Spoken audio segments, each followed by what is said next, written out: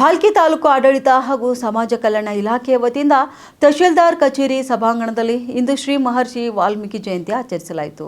ಈ ಕಾರ್ಯಕ್ರಮದಲ್ಲಿ ತಹಶೀಲ್ದಾರ್ ಮಲ್ಲಿಕಾರ್ಜುನ್ ವಡ್ಡನಕೆರೆ ಅವರು ವಾಲ್ಮೀಕಿ ಮಹರ್ಷಿಯ ಭಾವಚಿತ್ರಕ್ಕೆ ಪುಷ್ಪಾರ್ಚನೆ ಮಾಡುವ ಮೂಲಕ ಗೌರವ ನಮನ ಸಲ್ಲಿಸಿದರು. ಈ ಸಂದರ್ಭದಲ್ಲಿ ಅಧಿಕಾರಿಗಳು ಮತ್ತು ಸಿಬ್ಬಂದಿ ಹಾಗೂ ಸ್ಥಳೀಯ ನಾಗರಿಕರು ಭಾಗವಹಿಸಿ ಮಹರ್ಷಿಯ ಜೀವನದ ತತ್ವಗಳು ಮತ್ತು ಅವರ ಮಾನವತಾ ಧರ್ಮದ ಸಂದೇಶಗಳನ್ನು ಸ್ಮರಿಸಿದರು.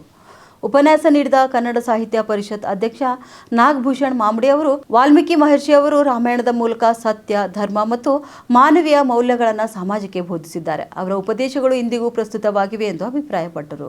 ಕಾರ್ಯಕ್ರಮದಲ್ಲಿ ಪುರಸಭೆ ಅಧ್ಯಕ್ಷೆ ಶಶಿಕಲಾ ಅಶೋಕ್, ಉಪಾಧ್ಯಕ್ಷ ವಿಜಯಕುಮಾರ್ ರಾಜಭವನ, ಇಒ ಸೂರ್ಯಕಾಂತ್ ಬಿರಾದಾರ್, ಸಮಾಜ ಕಲ್ಯಾಣ ಇಲಾಖೆಯ ಅಧಿಕಾರಿ ಸದಾನಂದ ಹಾಜರ್ಗಿ, ಕ್ಷೇತ್ರ ಶಿಕ್ಷಣಾಧಿಕಾರಿ ಸಿಜೆ ಹಳ್ಳದ್, ಪುರಸಭೆ ಸದಸ್ಯರು, ತಾಲೂಕಿನ ಅಧಿಕಾರಿಗಳು, ಸಿಬ್ಬಂದಿಗಳು ಉಪಸ್ಥಿತರಿದ್ದರು.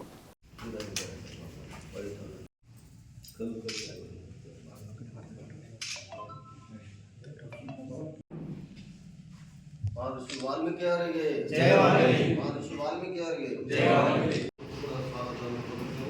ಅದೇ ರೀತಿ ದೇಶ ಪ್ರಥಮ ಬಾರಿಗೆ ಶ್ರೀ ರಾಮಚಂದ್ರ ನಾಯಕ ಸನ್ಮಾನ್ಯ ಅಧ್ಯಕ್ಷರು ಅಚ್ಚುಕಟ್ಟು ಪ್ರದೇಶ ಅಭಿವೃದ್ಧಿ ಪ್ರಾಧಿಕಾರ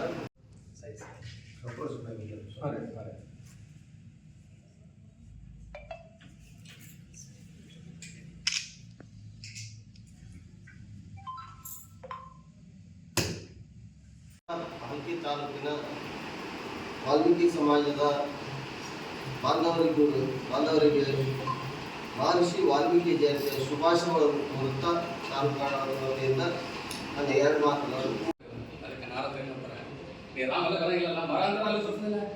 ಅದಕ್ಕೆ ಮರ ಮರ ಮರ ಮರ ಮರ ಮರ ಅನ್ಕೋತ ಇರು, ತಾನೇ ರಾಮ್ ರಾಮ್ ರಾಮ್ ರಾಮ್ ಸರಿ. ಮರ ಮರ ಮರ ತಪಸ್ಸು ಮಾಡಿದ್ರೆ ಆ ತಪಸ್ಸಿನ ಕೂತ ಮೇಲೆ ಅವ್ರ ಮೈತು ಮೇಲೆ ಹುತ್ತ ಬೆಳ್ಕೊಂಡು ಅನೇಕ ವರ್ಷಗಳವರೆಗೆ ತಪಸ್ಸು ಮಾಡಿದ ನಂತರ ಅವ್ರ ತಪಸ್ಸಿಂದ ಹೊರ ಬಂದಾಗ ಅವರ ಏನು ಹುತ್ತ ಬೆಳೆದಿರ್ತಲ್ಲ, ಅದಕ್ಕೆ ಅವರಿಗೆ ವಾಲ್ಮೀಕಿ ಅಂತ